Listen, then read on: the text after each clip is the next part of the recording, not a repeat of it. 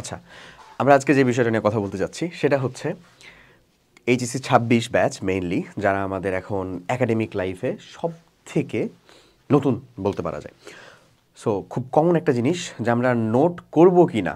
আমি এই প্রশ্নের উত্তর হ্যাঁ অবশ্যই, মানে ডিরেক্টই হ্যাঁ, যে হ্যাঁ করবই, করলে কিভাবে করব সেটা নিয়ে আমরা কথা বলবো, যে আমরা আসলে বেসিক্যালি নোটটা করব কিভাবে একটা পড়াশোনার ক্ষেত্রে। আচ্ছা, তো আমরা নোটটাকে প্রথমত এমনভাবে মানে ফার্স্ট প্রায়োরিটিতে একটা জিনিস রাখবো হ্যাঁ, যে এই নোটটা বেসিক্যালি আমি ফেসবুকে পোস্ট করার জন্য করতেছি না। এই নোটটা আমার মেইন পারপাস যে আরেকজন দেখে যেন সে সম্পূর্ণ জিনিসপত্র বুঝতে পারে বা পড়তে পারে সেটাও না। এই নোটটার মেইন পারপাস হচ্ছে এটা যেন আমার কাছে মহাগ্রন্থ হিসেবে থাকে। একটা চ্যাপ্টারের যত বেশি ইনফরমেশন নিতে পারা যায় সব ইনফরমেশন যেন আমার ওই প্রিসাইজ নোটের ভিতরে থাকে। ঠিক আছে, তোমরা প্রথমেই যে ছবিটা দেখছিলা আসলে সেটাও একটা নোট কাইন্ড অফ, ওটা দেখাইছি মেনলি যে ওইরকমভাবে নোট করবো না, তাই আমি দেখাচ্ছি, আমি সেখানে যাচ্ছি। তো আমরা একটু মানে ধীরে ধীরে বিষয়টার ভিতরে ঢুকি।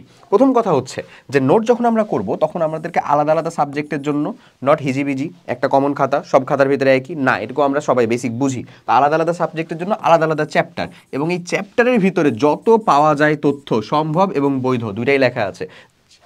যেমন আমি তোমাকে একটু বলি, আমি হচ্ছে যে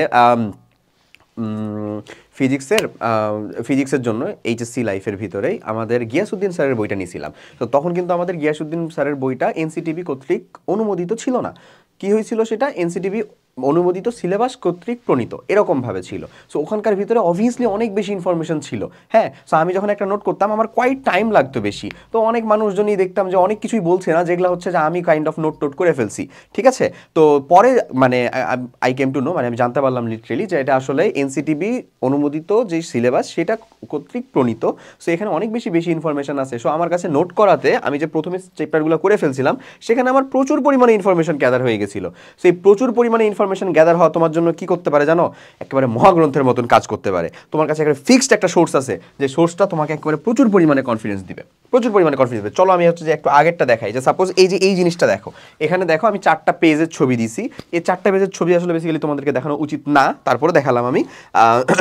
এটার মানে দেখানো উচিত না কাইন্ড অফ এরকম যে অ্যাজ এ টিচার হিসেবে যে একটু সাংঘর্ষিক হয়, বাট সাংঘর্ষিকের কিছু না। দেখো আমি তখন তোমার সাথে সামনে একটা ক্লাস পারফর্ম করতে যাই, সাপোজ আমি এটা ফুল একটা 2 ঘন্টার লেকচার নিব। সো এটা একটা অর্গানিক কেমিস্ট্রির লেকচার, তোমরা ঠিক মতন দেখতে পাচ্ছ কিনা আমি জানি না। এখানে দেখো আমি 4টা জায়গার ভিতরে, নর্মালি 4টা জায়গার ভিতরে ফুল কি করব, সম্পূর্ণ কোথায় কখন কি করব, কোনটার পরে কোনটা, ইভেন কোন জায়গার ভিতরে কোন জোকসটা বলবো, এরকমভাবেও আসলে স্ক্রিপ্টেড বা লেখা থাকে। ঠিক আছে, এটা সত্য। হ্যাঁ, তো আসলে ব্যাপারটা হচ্ছে ইটস আপ টু ইউ, এটা তোমার প্রিপারেশনের জন্য, এটা আমি ক্লাসের জন্য বললাম, আমার ক্লাস শেষ, এটার কাহিনী শেষ, দ্যাটস ওয়াই এটা এত বাজে লেখা হয়েছে, এটা এত এরকমভাবে লেখা হয়েছে, এত হিজিবিজি করে করা হয়েছে।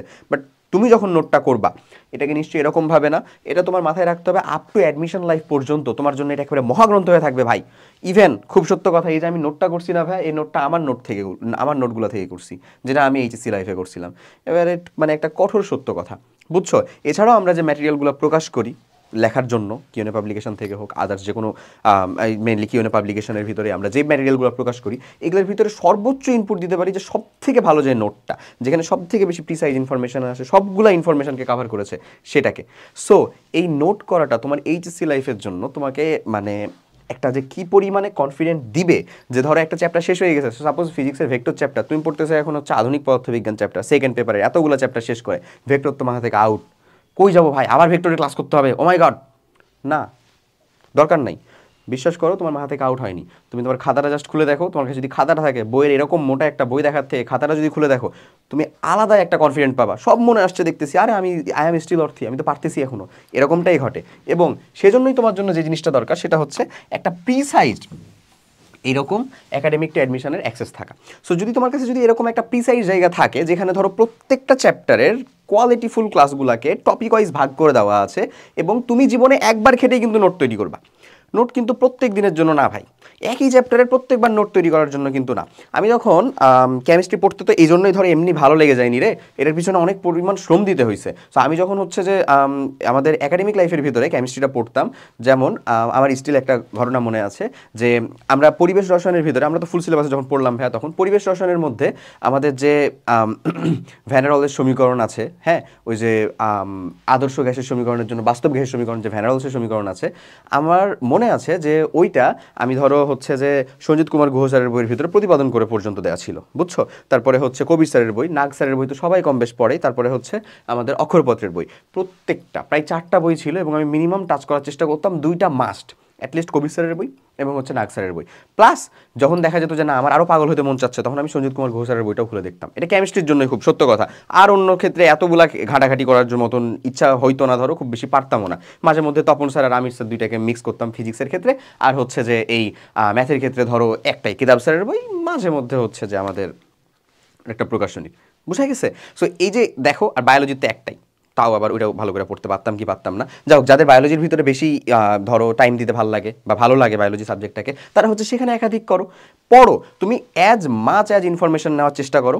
তারপরে যখন এটা কিন্তু তুমি কোশ্চেন ব্যাংক অ্যানালাইসিস করার আগেই নোটটা করে ফেলতেছো। সো তুমি যখন এরকমভাবে একটা পুরো ক্লাসগুলো কমপ্লিট করে সম্পূর্ণ একটা চ্যাপ্টারের প্রপার আউটলাইন, ভাই এত বড় পেয়ে গেছি, ও মাই গড ভাই, আমার তো হচ্ছে যে এই জিনিসটা ওই বইয়ের যে পেজ ছিল তার থেকে আমার নোটের পেজ বেশি হয়ে গেছে, এবার আরও ভালো হয়েছে, ইভেন ফার বেটার হয়েছে।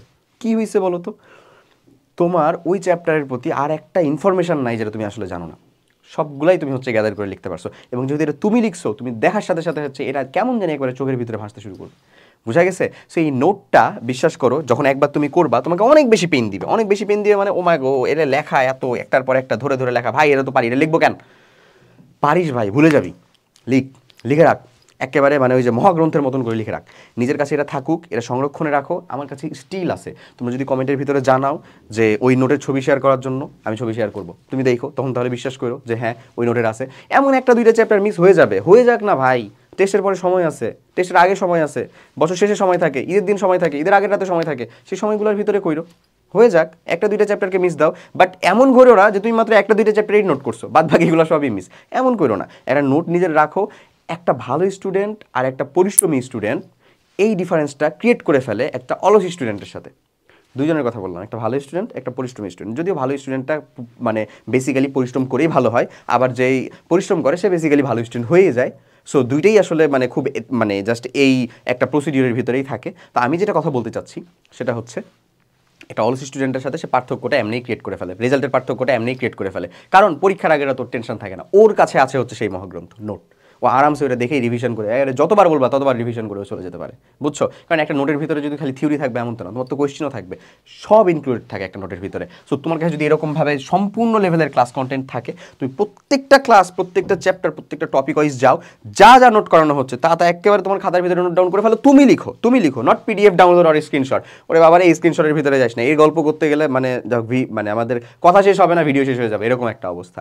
সো ওগুলার ভিতরে একেবারেই না, একেবারে সেই পুরান আমলের কাগজ নষ্ট করো, খাতার ভিতরে লিখো। কারণ এই এইচএসসি লাইফ পর্যন্ত তো নষ্ট করো, ভার্সিটিতে উঠলে দেখা যাবে সব টাইপিং করতে হচ্ছে, ঠিক আছে? সো দ্যাটস ওয়াই নোটটা আমরা যেরকমভাবে করব সেটার প্রসিডিওরটা এরকম। আর নোটের গুরুত্বটা নিজের কনফিডেন্ট বাড়ানোর জন্য সর্বোচ্চ পরিমাণ কনফিডেন্স দিবে একমাত্র এই নোট তোমাকে, ঠিক আছে? সো যাই হোক, সবাই ভালো থাকো, সুস্থ থাকো, পড়াশোনাটা ঠিক মতন করতে থাকো, নোটটাও ঠিক মতন করতে থাকো। আল্লাহ হাফেজ, আসসালামু আলাইকুম।